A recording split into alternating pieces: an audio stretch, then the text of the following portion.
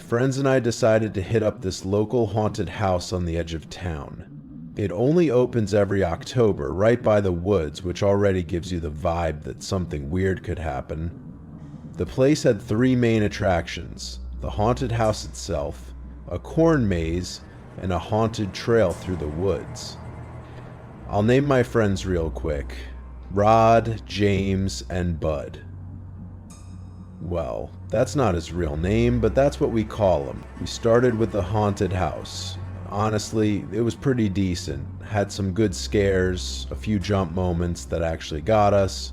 Then we moved on to the corn maze. At first it was slow, just lots of turns trying to find the way through, but then things started to get weird. Out of nowhere, this guy dressed as a really creepy scarecrow popped out of the corn and screamed at us. Naturally, we screamed back and took off running. I was at the back, of course, and this scarecrow guy was right behind me. Even though you know it's just an actor, there's this instinctive panic when something's chasing you.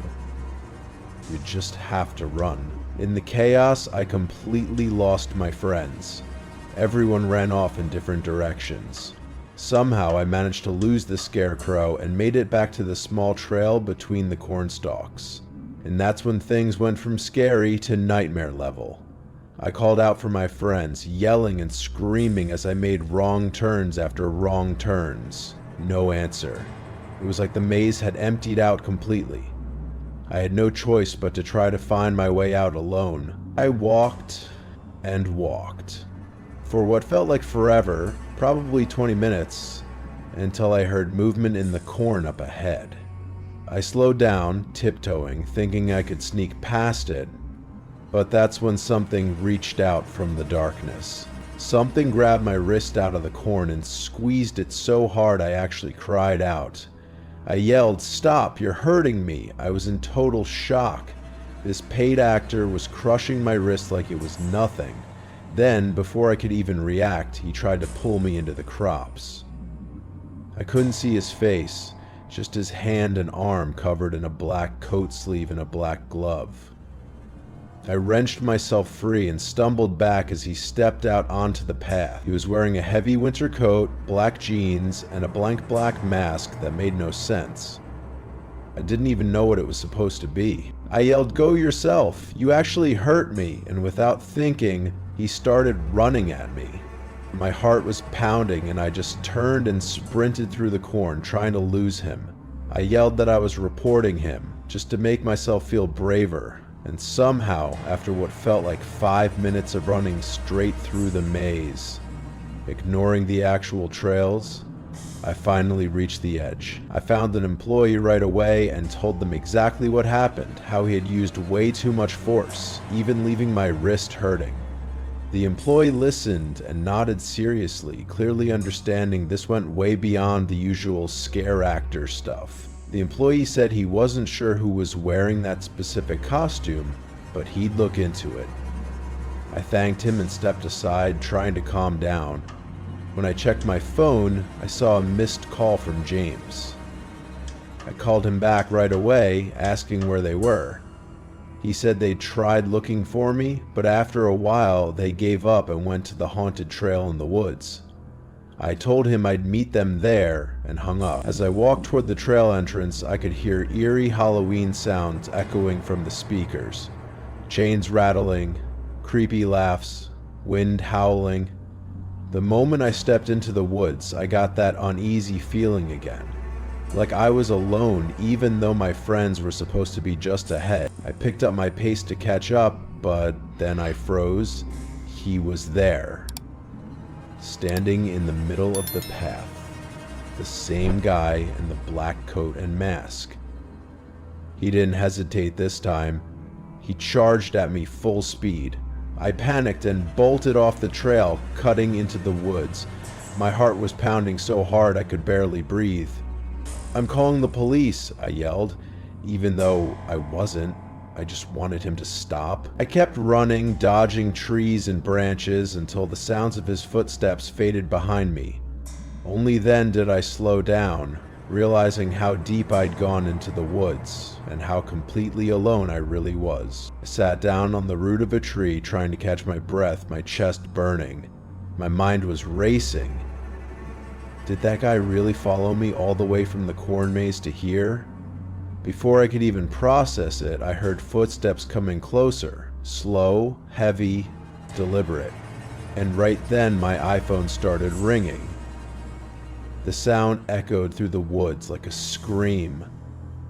I silenced it immediately, but now the footsteps had stopped. That silence was worse than the noise. I stood up slowly, leaned past the tree to look, but saw nothing. My heart was hammering. I decided to run back toward the main trail, and that's when I saw him again, to my right. I muttered, "Screw this," and yelled, "I'm suing this place because of you." But he didn't stop. He charged straight at me and slammed into me so hard I hit the ground. For a second, everything went blank.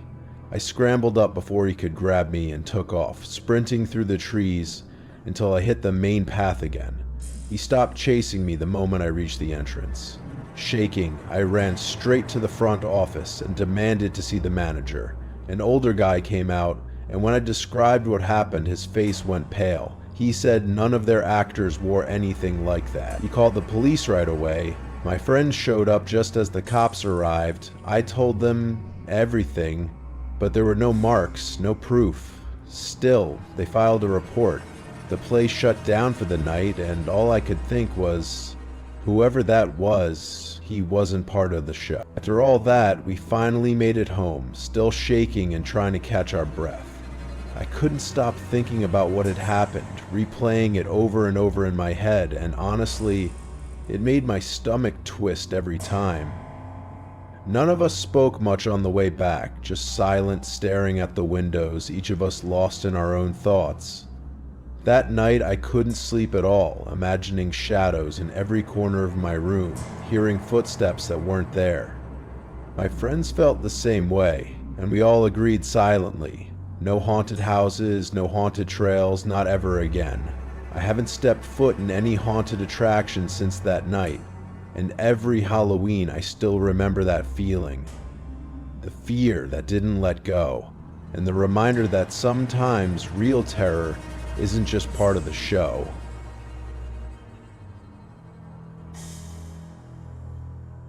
The year I turned 13, my friend invited me and 2 other friends to stay at his house for Halloween night.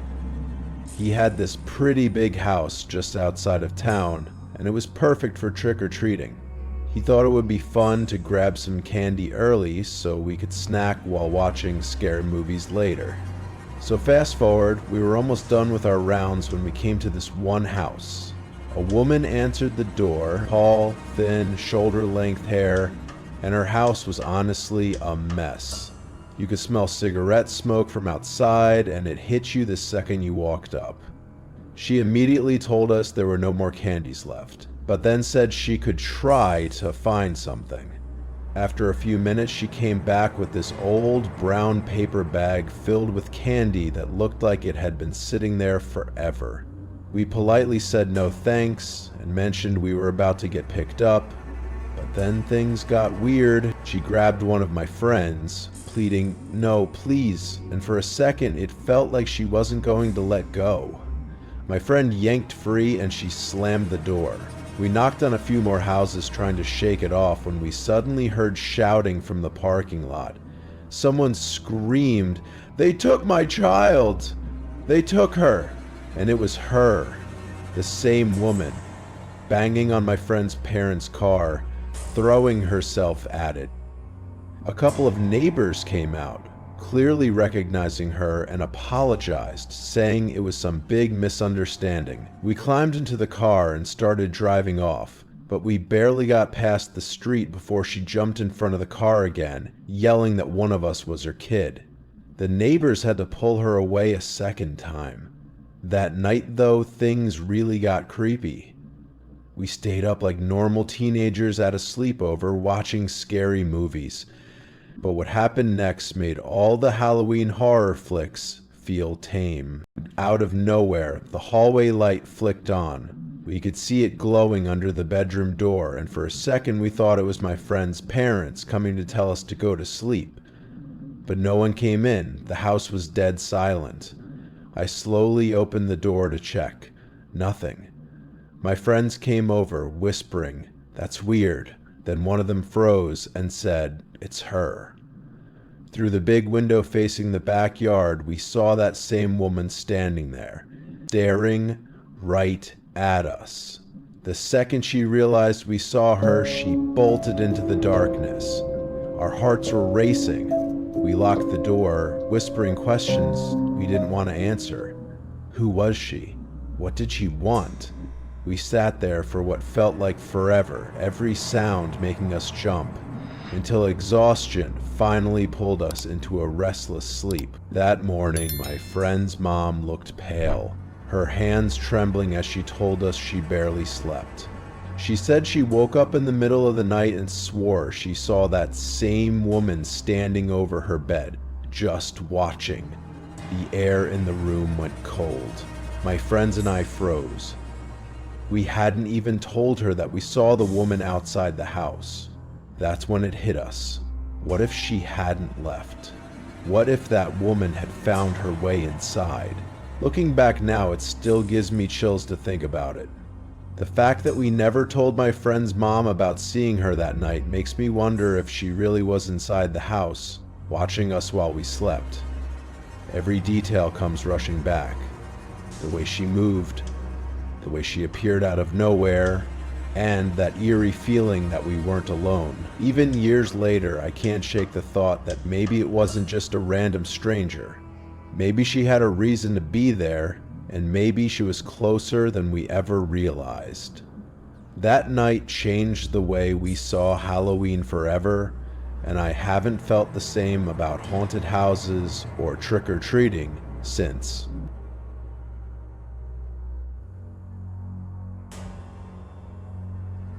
Last Halloween was weird. It fell on a Wednesday, which already made the night feel off. I was completely alone.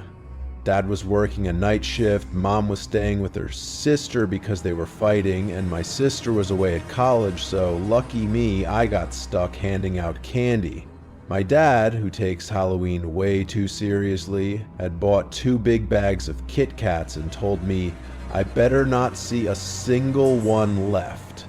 By the time I got home from class around 6, it was already dark and the streets were packed with kids in costumes. The doorbell rang nonstop for hours, and honestly, it felt kind of nice. Normal, you know? But later that night, after things had quieted down and I was finally getting some homework done, the doorbell rang again. It was past 9. I figured it was some late trick-or-treaters, but when I opened the door, it wasn't kids. It was a man, maybe mid-30s, standing there, waving at me with no smile, no expression, just staring. I remember sliding my window open just a little to see what was going on, and there he was, the same man, standing in the yard, looking straight up at me. His voice cut through the quiet night, shouting that he needed help finding his son.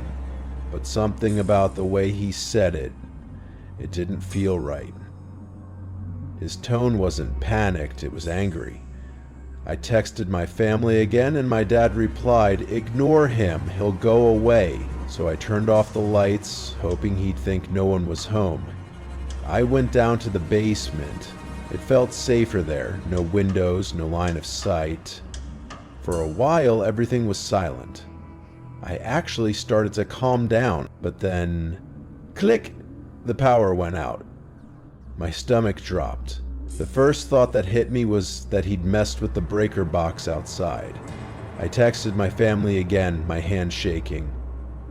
That's when I heard it. Slow, heavy creaks above my head. Someone was walking around upstairs. I froze, barely breathing. My mom, dad, and sister all texted at once. "Call the cops, stay where you are." I could hear my heart pounding as I waited. Then, the basement door opened. I saw a shadow step down the stairs, just halfway. Even in the faint light from upstairs, I could see him. He was inside the house. I could see just enough of him. The lower half of his body, his legs frozen on the middle step. He wasn't moving, not even a little. He just stood there for what felt like forever, maybe 2 whole minutes, whispering something I couldn't make out. My heart was pounding so hard I could hear it echoing in my ears. Then, clear as day, he spoke, his voice low and rough. "I can see you."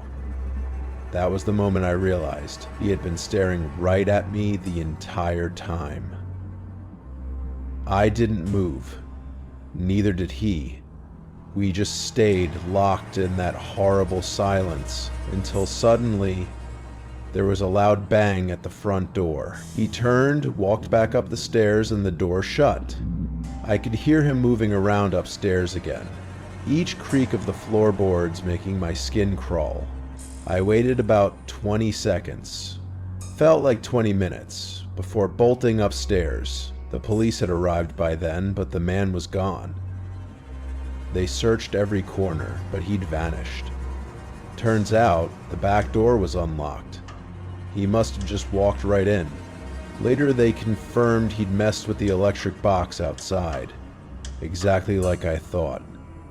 To this day, I still wonder what would have happened if that knock hadn't come when it did. I don't know if he did this on Halloween intentionally or if it was just a coincidence, but something was wrong with that man. He didn't belong out there, walking through the fog like that, moving from house to house without saying a word. It wasn't just creepy, it felt off, like the kind of wrong that makes your stomach twist before your brain even catches up. And the thing that really gets me, no one else saw him. Everyone kept saying I must have imagined it, but I know what I saw. Those eyes.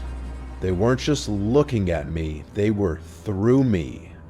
Every Halloween since then, I still find myself glancing out the window before I go to bed, half expecting to see him standing there again. Maybe he was just a man who lost his way.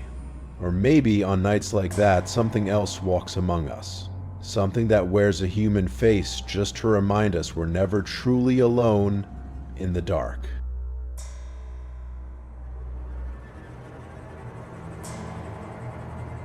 Halloween night, I can't remember the exact year, but it was probably about 4 years ago, and it fell on a Saturday. I'll keep this short and just tell it like it happened. My friend Tanner and I were craving something truly scary that night, so we decided to check out the abandoned house way up the road from our campus. It sat all alone at the top of a hill, and some students had nicknamed it the Blair Witch House because of how isolated it was, fenced in, and abandoned for years. Around 10 o'clock, Tanner drove us up there and parked on the dirt outside the property. Just seeing that dark, empty house looming over us gave me goosebumps. We had backpacks full of flashlights, knives, and even a crowbar. Tanner insisted on bringing it just in case. Funny enough, we didn't need it because the front door was already cracked open. The inside was pitch black and we quickly realized the house had been stripped clean. Just broken furniture and junk scattered everywhere. Then we heard a thump from upstairs. Tanner and I exchanged a glance, both feeling that mix of fear and excitement, and decided to check it out. The stairs were old and wobbly, but Tanner led the way. At the top, we reached a tiny hallway with 3 doors. The first was a tiny bedroom with a collapsed bed frame still in it.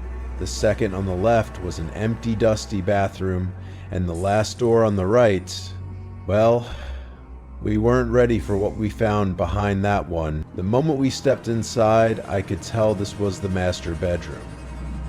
A broken bed frame sat in the center of the room, surrounded by scraps of what used to be carpet, now just rough wooden boards.